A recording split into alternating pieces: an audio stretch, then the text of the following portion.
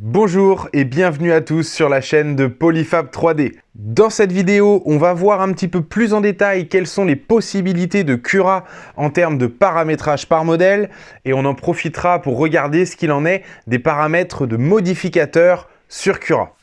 C'est un petit onglet que vous avez sans doute déjà vu dans Cura, vous ne savez peut-être pas exactement à quoi il sert, eh bien on va regarder tout ça en détail. Dans cette vidéo, on va regarder ce qu'il en est du paramétrage par modèle de vos impressions sur Cura, donc c'est-à-dire la possibilité de pouvoir imprimer deux modèles identiques ou différents, mais avec certains paramètres différents. L'autre fonctionnalité de cet onglet modificateur de Cura va vous permettre d'aller modifier certaines zones d'un objet, d'un modèle 3D que vous souhaitez imprimer. Le but ici va donc pouvoir être de percer, de renforcer, de réorganiser ou d'optimiser justement vos impressions 3D pour qu'elles répondent au maximum à vos besoins. On va donc être en mesure de à la fois réduire les temps d'impression pour gagner finalement en performance ou alors simplement gagner en performance ou réduire ces temps d'impression.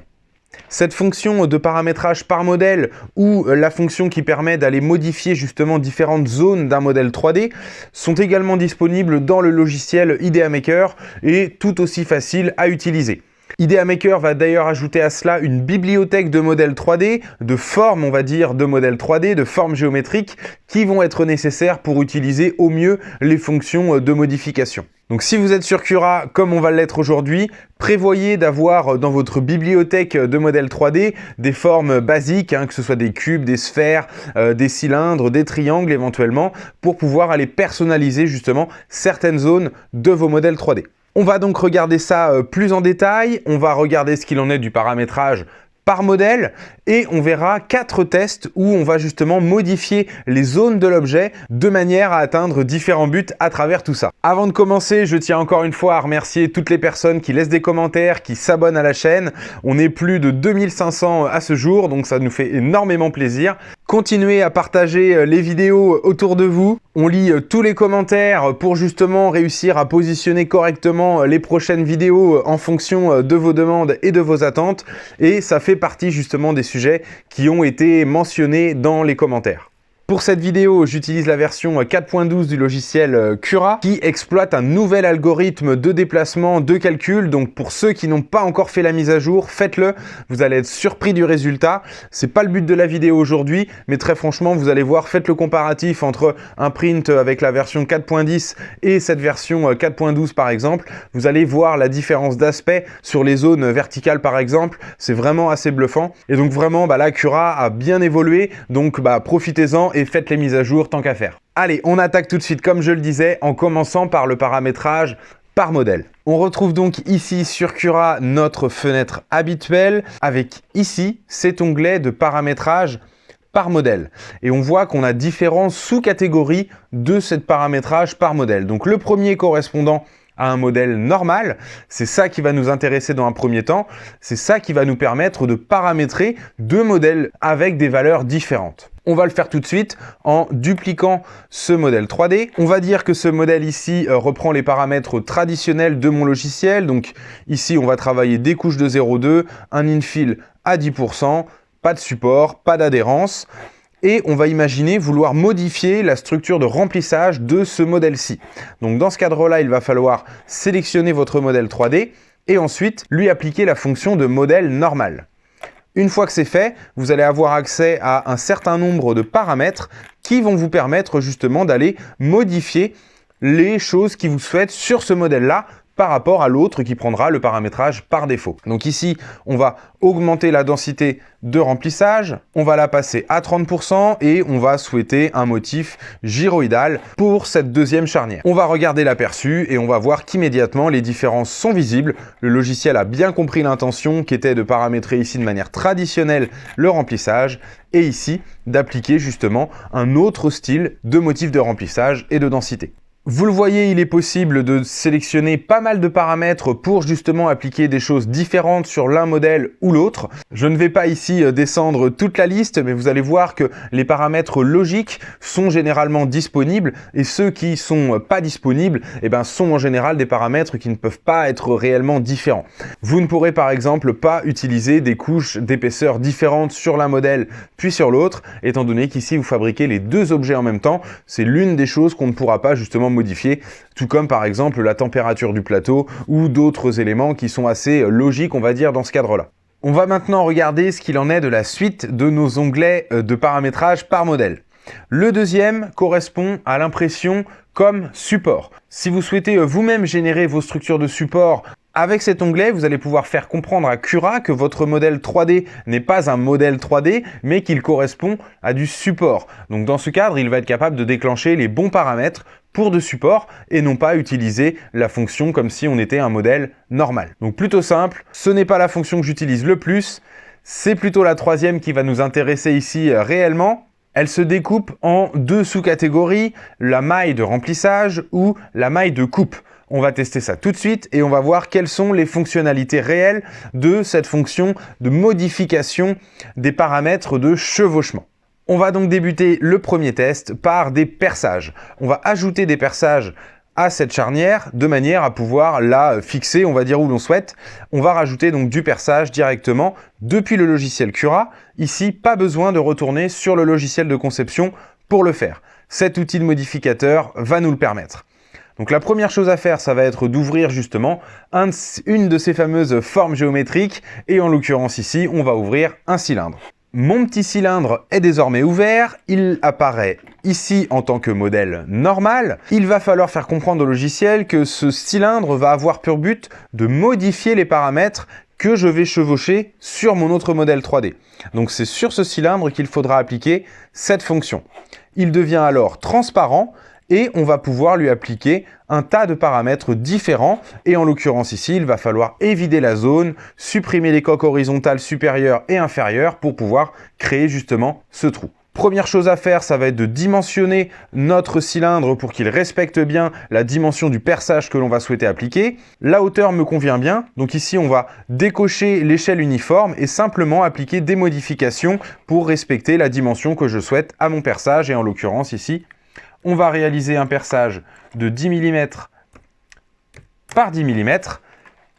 Mon cylindre est maintenant à la bonne dimension. Je vais lui appliquer les bons paramètres. Donc en l'occurrence, ici, on va lui demander de ne pas contenir de remplissage. Donc on va activer une densité de remplissage à 0. Et on va également supprimer les couches dessus, dessous de ce modèle 3D pour justement créer le trou. Donc ici, on va passer toutes les valeurs à 0. Et on va multiplier ce modèle 3D pour créer le nombre de perçages que l'on souhaite. Ici, on va en créer 4 au total, donc multiplié par 3. Il ne me reste plus qu'à venir positionner ces petits fichiers directement à la bonne position du perçage.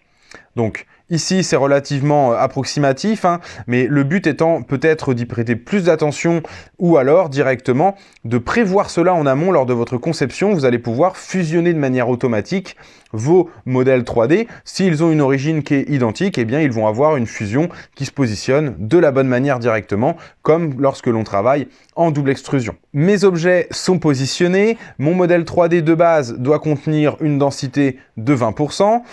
On va lancer la découpe en sachant qu'on attend à ce que le modèle soit percé justement aux 4 endroits qui contiennent justement mes petits cylindres. On va regarder l'aperçu maintenant.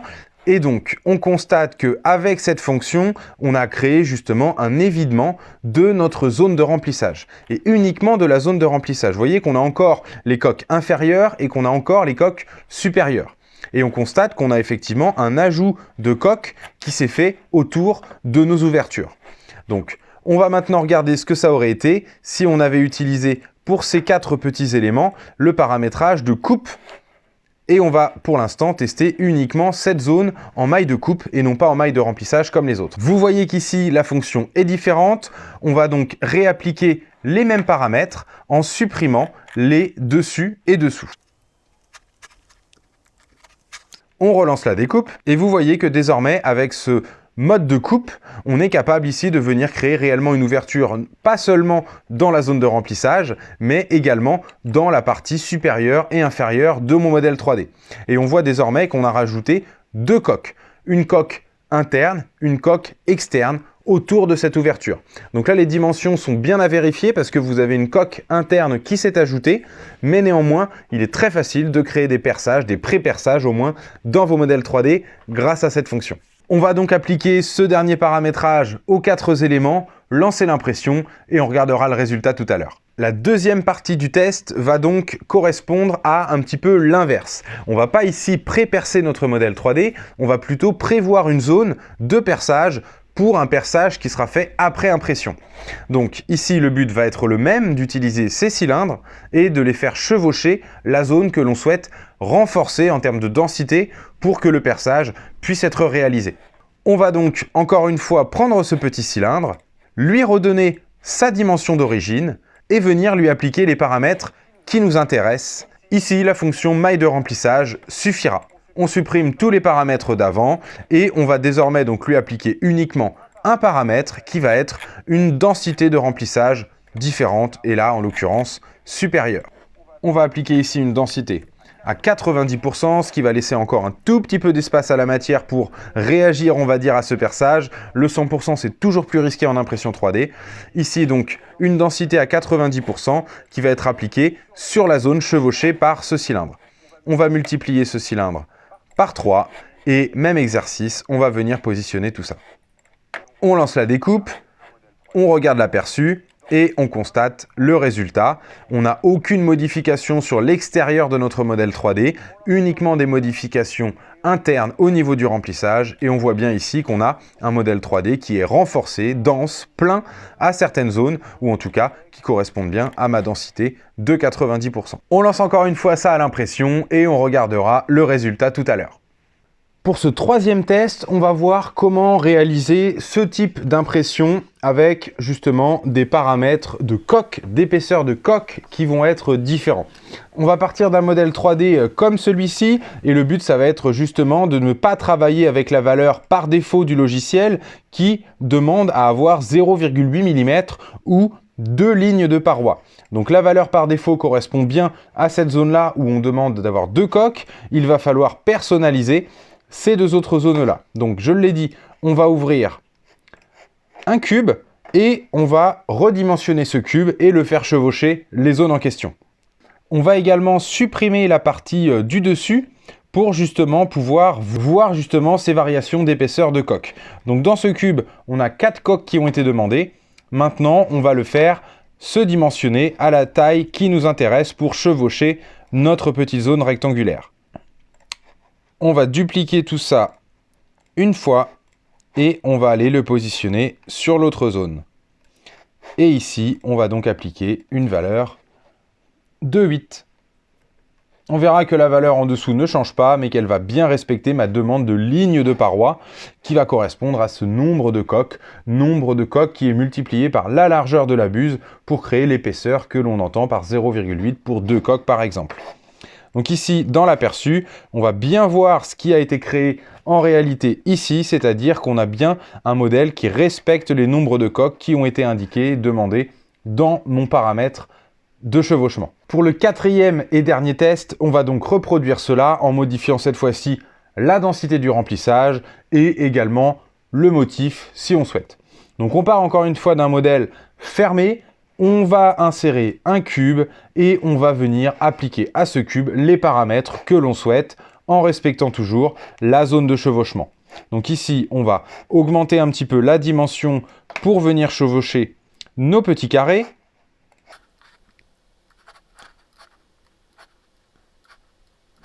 Et le but étant ici, on peut même se permettre de dépasser du modèle 3D. Le but ici étant uniquement de travailler sur la zone en chevauchement. Donc, on applique toujours ce même paramètre. Et ici, on va donc demander à ne pas avoir de densité de remplissage. On active le paramètre de densité. Vous avez compris le principe. Ici, on met une valeur à 0. Et par défaut, on n'aura donc pas de remplissage dans cette zone, comme il est demandé de représenter cela pour ce modèle 3D. On va faire la même chose dans les différentes zones demandées.